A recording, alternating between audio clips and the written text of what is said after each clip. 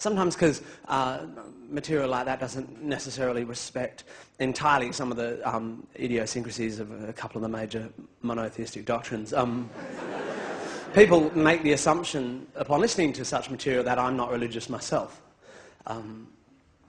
which is pretty spot on. But sort of beside the point. I don't want to be divisive, you know. And besides, I think you can be spiritual. I think you can have a deep sense of spirituality without actually adhering to any of the major religions. As it turns out, I'm not at all spiritual. I've just got this real sense of emptiness.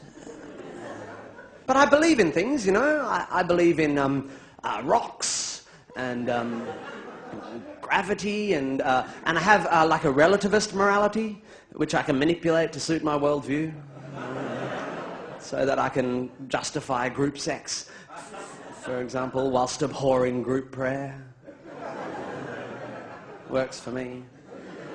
But you have to admit, really, ironically, I guess, given all the religious violence in the world, one of the things that actually binds us all, that we all have in common across all cultures and indeed all time since the beginning of recorded thought, is this tendency to invoke the supernatural to help us explain those things in our lives which we find difficult to explain using only the evidence at hand, you know. A modern example of this, I saw on telly recently a show about, it was called, I think it was Miracles in the Womb, or Extreme Wombs, or something, Changing Wombs.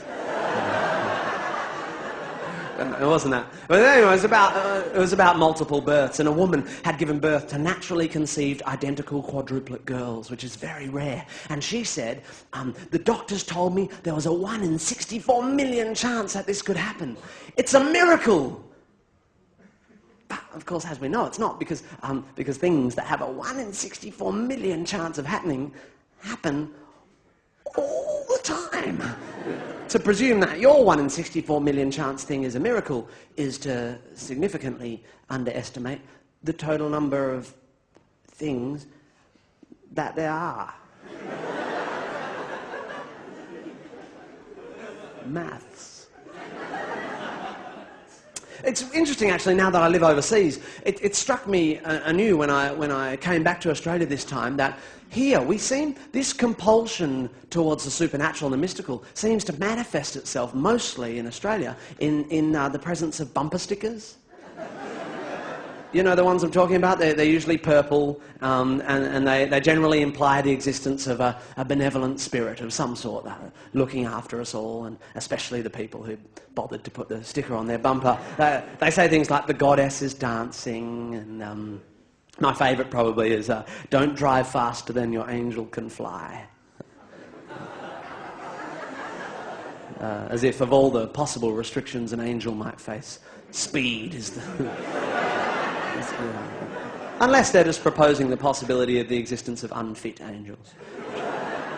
And probably the one that annoys me most, because it's most common, I think, is, I'm sure you've all seen it, magic happens.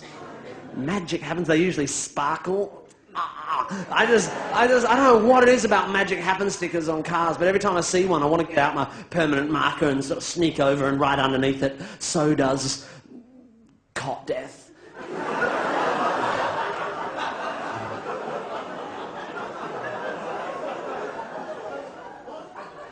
Under which a spiritual person with their slightly more ephemeral marker might choose to write something like, yeah, but sometimes the magician has to do bad magic in order to, A, test our faith, or B, for the purpose of a greater good. Under which someone like me, with their permanent marker, might choose to write something along the lines of, fuck off.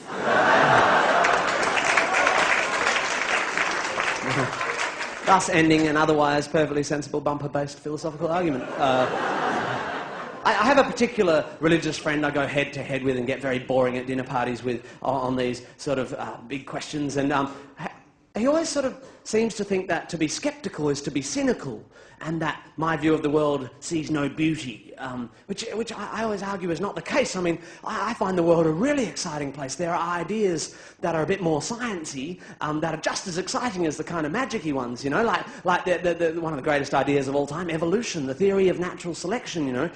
Not only is it, how would you say, right,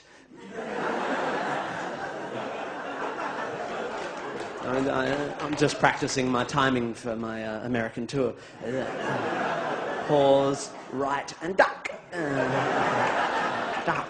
I mean, not only is it good science, but it's also really thrilling, don't you think, this idea that an individual of a species can be born sort of mutated in a good way.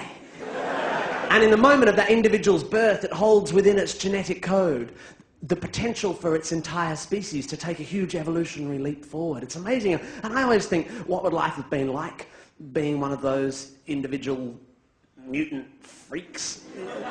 You know, what did the other kids think? Imagine being the first dude ever to have feet. I reckon that would be really tough. And also, what I wonder is, how did these individuals with their new bits, like, how did they figure out how to use them? Did they just stumble upon their potential purpose one day, just accidentally, you know? Imagine you're a fish, and you're just swimming in the ocean with your school, and you're all just hanging out, swimming, same as always, because you're fish. And suddenly, out of nowhere, Tony, fucking Tony, Tony just goes, I'm getting out.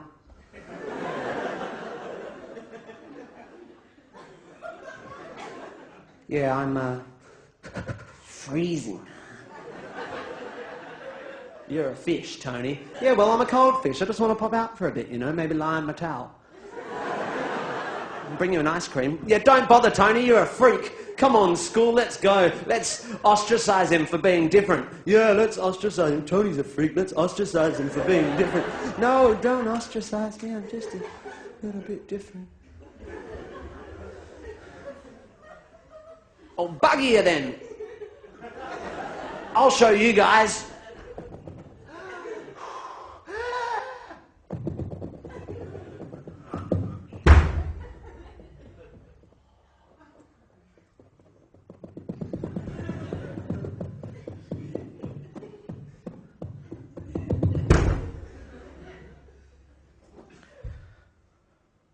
Fuck me. Those are going to come in handy.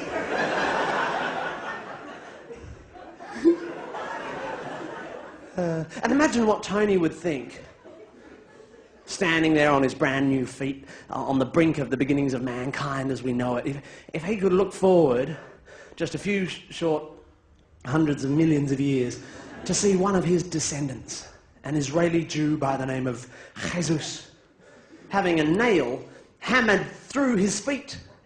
The very feet that Tony provided him with as a punishment for having a sort of schizophrenic discourse with a God who was created by man to explain the existence of feet in the absence of the knowledge of the existence of Tony.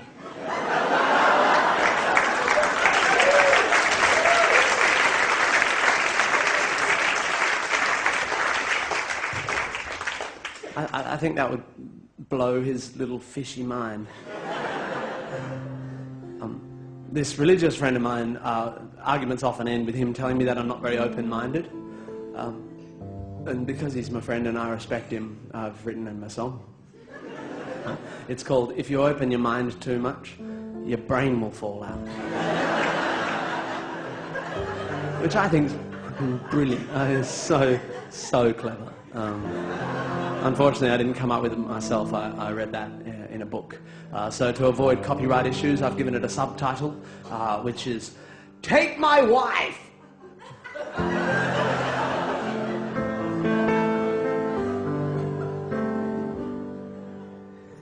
If anyone can show me one example in the history of the world of a single psychic who's been able to prove under reasonable experimental conditions that they are able to read minds, And if anyone can show me one example in the history of the world of a single astrologer who's been able to prove under reasonable experimental conditions that they can predict future human events by interpreting celestial signs. And if anyone can show me one example in the history of the world of a single homeopathic practitioner who's been able to prove under reasonable experimental conditions that solutions made up of infinitely tiny particles of good stuff dissolved repeatedly into relatively huge quantities of water have a consistently higher medicinal value than a similarly administered placebo. And if anyone can show me one example in the history of the world of a single spiritual person who's been able to show either empirically or logically the existence of a higher power with any consciousness or interest in the human race, or ability to punish or reward humans for their moral choices, or that there is any reason other than fear to believe in any version of an afterlife, I will give you my piano, one of my legs, and my wife.